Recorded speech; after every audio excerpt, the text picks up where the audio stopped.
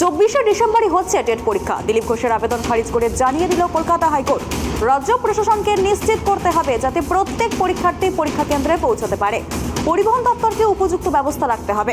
যারা পরীক্ষার admit card দেখাবে তাদেরকে পরীক্ষা কেন্দ্রে পৌঁছে দিতে হবে। নির্দেশ প্রধান বিচারপতির ডিভিশন বেঞ্চের। 24শে ডিসেম্বরই হচ্ছে টেট পরীক্ষা। 24শে ডিসেম্বরই হচ্ছে টেট পরীক্ষা জানিয়ে দিল কলকাতা হাইকোর্ট। ডিভিশন বেঞ্চের প্রধান বিচারপতির ডিভিশন বেঞ্চ দিলীপ ঘোষের আবেদন খারিজ করে জানিয়ে দিল 24শে ডিসেম্বরই হচ্ছে টেট পরীক্ষা।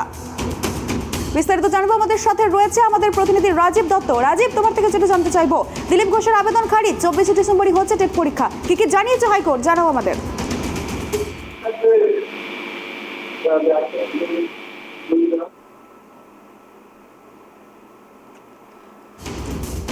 আমরা জানবো আমাদের প্রতিনিধি রাজীবের কাছে। রাজীব, তোমার থেকে যেটা জানতে চাইবো যে 24শে ডিসেম্বরই হচ্ছে টেট পরীক্ষা জানিয়ে দিল কলকাতা হাইকোর্ট, এছাড়াও জানিয়ে দিয়েছে একাধিক নির্দেশিকা। কি কি নির্দেশিকা জানিয়েছে হাইকোর্ট, জানাও আমাদের। দেখো, প্রথমেই বলি 24শে ডিসেম্বর টেট পরীক্ষা হবে। অর্থাৎ কলকাতা হাইকোর্ট আজকে কলকাতা হাইকোর্টের ডিভিশন বেঞ্চ, প্রধান বিচারপতির ডিভিশন বেঞ্চ এই নির্দেশ দিয়েছে। জানো যে দিলীপ ঘোষ অর্থাৎ বিজেপি সর্বভারতীয় সহসভাপতি তথা সাংসদ, তিনি মামলা করেছিলেন, কারণ 24শে ডিসেম্বর সেদিন কলকাতায় প্রধানমন্ত্রী আসবেন গীতা পাঠের অনুষ্ঠানে। তাই দিলীপ ঘোষের বক্তব্য আবেদন ছিল যে ওদিন ছাত্রছাত্রী যারা টেট পরীক্ষা দিতে অসুবিধা হবে এবং সেই কারণে সমস্যা হবে, তারা যেতে সমস্যা হবে, কিন্তু তারা দিলীপ ঘোষের আবেদন সেটা খারিজ করে দিয়েছে কলকাতা হাইকোর্ট। এবং সেই সঙ্গে কলকাতা হাইকোর্ট যে নির্দেশগুলো দিয়েছে, যে পরিবহন দপ্তরকে নির্দেশ দেওয়া হয়েছে যে যথেষ্ট সংখ্যক বাস চালাতে হবে যাতে পরীক্ষার্থীদের কোনো রকম অসুবিধা না হয়। সমস্ত শহর জুড়ে এক জায়গা থেকে আরেক জায়গায় যাতে পরীক্ষার সময় যাতে ছাত্রছাত্রীরা পৌঁছাতে পারে নির্দিষ্ট সময় মেনে বাস চালাতে হবে। ঠিক একইভাবে কলকাতা পুলিশ এবং রাজ্য পুলিশকে নির্দেশ দেওয়া হয়েছে যে পরীক্ষার্থীদের যাতে কোনো অসুবিধে না হয় পরীক্ষা কেন্দ্রগুলোতে পৌঁছাতে, তার জন্য রাস্তায় যাতে যানজট না হয় তার সমস্ত উদ্যোগ কলকাতা পুলিশ এবং রাজ্য পুলিশকে নিতে হবে। এবং সেই সঙ্গে পরীক্ষা সেন্টারগুলোতে সেগুলোতে যথেষ্ট নিরাপত্তার ব্যবস্থা করতে হবে। কলকাতা হাইকোর্টের যে অবজারভেশন যে প্রধানমন্ত্রী আসবেন, সেটা তিনি কলকাতা এয়ারপোর্ট থেকে আসবেন এবং নামবেন রেস কোর্সে, হেলিকপ্টারে আসবেন। অর্থাৎ সেই জায়গার মধ্যে কোথাও যানজটের সম্ভাবনা নেই, যেহেতু হেলিকপ্টারে তিনি রেস কোর্সে আসবেন এবং সেই রেস কোর্সে এসে তিনি ঠিক পাশেই ব্রিগেড প্যারেড গ্রাউন্ডে তিনি গীতা পাঠের অনুষ্ঠানে অংশ নেবেন। তাই কোনো জায়গায় কোনো সমস্যা হওয়ার কথা নয়, কারণ যে এলাকায় ব্রিগেড প্যারেড গ্রাউন্ডে যে গীতা পাঠের অনুষ্ঠানটা হবে আশেপাশে কোনো পরীক্ষা কেন্দ্র নেই।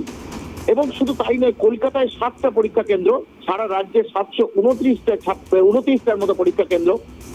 অর্থাৎ এতে রাজ্যের অর্থাৎ প্রধানমন্ত্রী কলকাতায় আসার ফলে রাজ্যের যে অন্যান্য জায়গায় কোনো সমস্যা হবে না, বা কলকাতাতে কোনো সমস্যা হওয়ার কথা নয়, কারণ প্রধানমন্ত্রী যে রাস্তা যেহেতু হেলিকপ্টারে আসবেন এয়ারপোর্ট থেকে ঠিক রেস করছে, তার ফলে কোনো জায়গায় রাস্তা বন্ধের সম্ভাবনা নেই। এই কারণেই কিন্তু এই নির্দেশ, অর্থাৎ তাতে কলকাতা হাইকোর্টের প্রধান বিচারপতি টি.এস. শিবজ্ঞান এবং বিচারপতি হিরণময় ভট্টাচার্যের ডিভিশন বেঞ্চ মনে করছে যে যারা পরীক্ষার্থী দেবেন, অর্থাৎ প্রাথমিক টেটের পরীক্ষার্থী যারা আসবেন, তাদের কোনো অসুবিধা হওয়ার কথা নয়। এবং যদিও অসুবিধা হয় তার জন্য পুলিশকে যথাযথ নির্দেশ তিনি দিয়েছেন। কারণ রাজীব, তোমাকে একটু থামাবো। এই মুহূর্তে আমরা পেয়ে গেছি বিজেপি নেতা রাহুল সিনহাকে। রাহুল বাবু, ট্রাইব টিভিতে আপনাকে স্বাগত। আপনার সাথে কথা বলছি আমি তৃপ্তি। তো আপনার থেকে যেটা জানতে চাইবো যে হাইকোর্টে ধাক্কা খেলো বিজেপি, তো দিলীপ ঘোষের আবেদন খারিজ করে দিল হাইকোর্ট টেট পরীক্ষা নিয়ে, কি বলবেন এ বিষয়ে? দেখুন, বিষয় হচ্ছে আদালত স্বাভাবিকভাবেই যেটা আদেশ দেয়, সে আদেশ যদি কারো মনোভূত নাও হয় করাটাই এই গণতান্ত্রিক প্রক্রিয়ার নিয়ম। অতএব আমরা যে টেট পরীক্ষা যদি ওই দিন না হয়ে অন্যদিন হতো তাহলে বেশি ভালো হতো।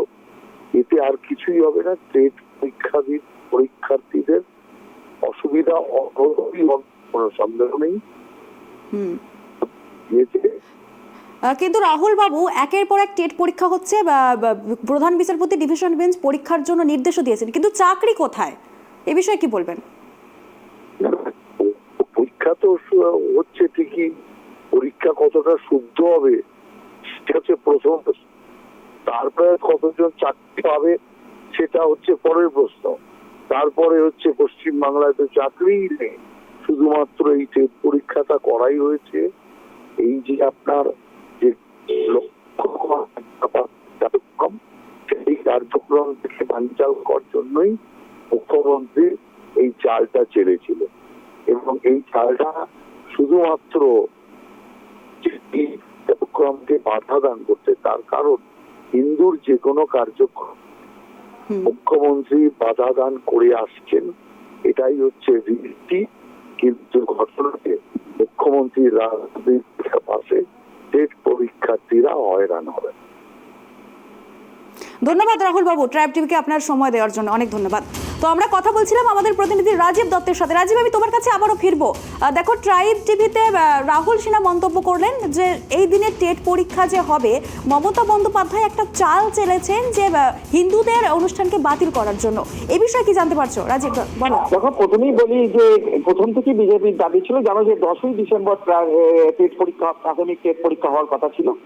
সে পরবর্তী ক্ষেত্রে কিন্তু ডেটটি চেঞ্জ হয়ে 24শে ডিসেম্বর হয়, এবং সেক্ষেত্রে দিলীপ ঘোষ, যিনি বিজেপির সাংসদ এবং সহসভাপতি সর্বভারতীয়, তিনি আদালতে দ্বারস্থ হয়েছিলেন। তার বক্তব্য ছিল, মূল বক্তব্য ছিল যে 10ই ডিসেম্বরের পরিবর্তে 24শে ডিসেম্বর কেন হবে, কারণ 24শে ডিসেম্বর গীতা পাঠের অনুষ্ঠান, সেটা প্রধানমন্ত্রী আসবেন, সেটা অনেক আগেই ঘোষিত কর্মসূচি।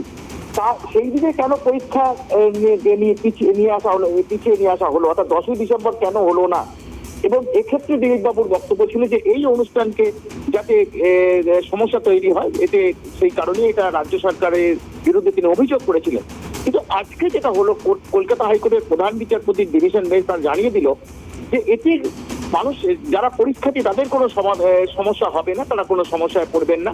অর্থাৎ গীতা পাঠের যে অনুষ্ঠানটা, সেটা ব্রিগেড প্যারেড গ্রাউন্ডে যেমন হচ্ছে সেটা হবে, তাতে সমস্ত রাজ্যের প্রভাব পড়বে। এবং তার জন্য কলকাতায় যে 7টে পরীক্ষা কেন্দ্র আছে, সেখানেও যে তার একটা বড় প্রভাব পড়বে সেটা নয়, কারণ এমনি রবিবার দিন মানুষ রাস্তাঘাটে মানুষ কম থাকেন। কিন্তু এনশিওর করা, কিন্তু তার সঙ্গে তিনি কিন্তু পরিবহন দপ্তরকে একটি নির্দেশ দিয়েছেন গুরুত্বপূর্ণ, যে সঠিক বেশি করে বাস চালাতে হবে, নির্দেশ দিয়েছে, যাতে পরীক্ষার্থীরা কোনো রকম অসুবিধায় না পড়েন।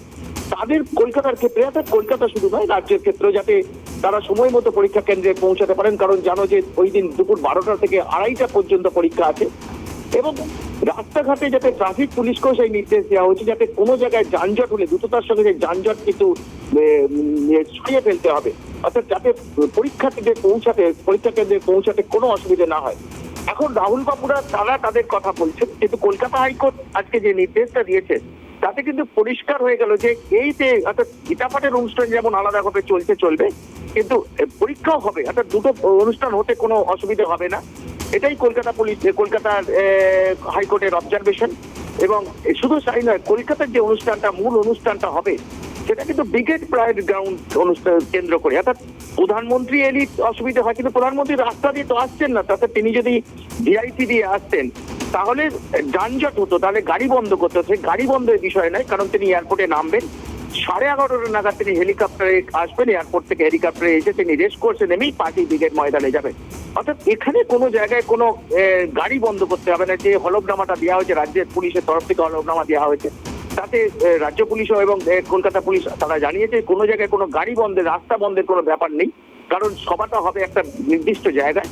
অর্থাৎ এক্ষেত্রে সাধারণ যারা পরীক্ষার্থী তাদের কোনো সমস্যার সম্মুখীন হতে হবে না। এবং তা সত্ত্বেও কিন্তু কলকাতা হাইকোর্টের নির্দেশ দিয়েছে যে কোনো পরীক্ষার্থী যেন কোনো জায়গায় আটকে না পড়েন, নির্দিষ্ট জায়গায় তারা সময় মতো পৌঁছাতে পারেন পরীক্ষা কেন্দ্রে।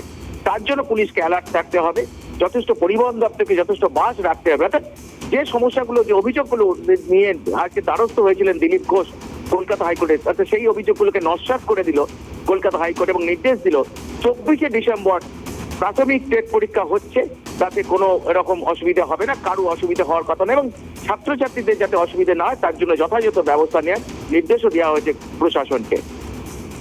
দেখো রাজীব, রাজ্যে পরীক্ষা হচ্ছে এবং এই পরীক্ষা নিয়ে কেন্দ্র করে এই জল হাইকোর্ট পর্যন্ত গড়িয়ে যাচ্ছে। ছাত্রছাত্রীদের জন্য এত সুবিধাও করে দেওয়া হয়েছে, কিন্তু প্রশ্ন একটা থেকে যাচ্ছে, চাকরি কোথায়? তো প্রথমেই বলি, চাকরি দেখো, সরকার যেটা জানো যে প্রাথমিক শিক্ষক নিয়োগ দুর্নীতি নিয়ে মামলা চলছে, জানো কলকাতা হাইকোর্টে নির্দেশে এই মামলাগুলো চলছে, ইডি এবং সিবিআই তদন্ত করছে। অর্থাৎ এখন যে নতুন করে যে ভ্যাকেন্সি হয়েছে সেই ভ্যাকেন্সি গুলোতে তো ফিল আপ করতে কোনো অসুবিধা নেই। সরকারের সেটা হাইকোর্টও বারবার বলেছে। পুরোনো যে ভ্যাকেন্সি গুলো যেগুলো দুর্নীতির অভিযোগগুলো সেগুলো সেই বিষয়টা তদন্ত হচ্ছে, কিন্তু নতুন করে যে স্কুলগুলো ভ্যাকেন্সি হয়েছে প্রাথমিক স্কুল, কারণ প্রচুর ভ্যাকেন্সি হয়েছে, সেই ভ্যাকেন্সি গুলোতে ফিল আপ করতে কোনো অসুবিধা নেই। এবং সেই কারণেই কিন্তু কলকাতা হাইকোর্টের অবজারভেশন ছিল যে নতুন যে ভ্যাকেন্সি গুলো হচ্ছে সেখানে কিন্তু পরীক্ষা নিতে কোনো অসুবিধা নয়। এবং যা ভ্যাকেন্সি এখনো পর্যন্ত আছে সেই ভ্যাকেন্সিটা এই মুহূর্তে মানে যদিও আমরা অতটা বলতে পারবো না যে কতটা ভ্যাকেন্সি আছে, সেটা পরবর্তীতে, কারণ প্রতিদিন ভ্যাকেন্সি অনেক শিক্ষক অবসর নেন। ধন্যবাদ রাজীব আমাদেরকে এই বিষয়ে বিস্তারিত জানানোর জন্য। ধন্যবাদ।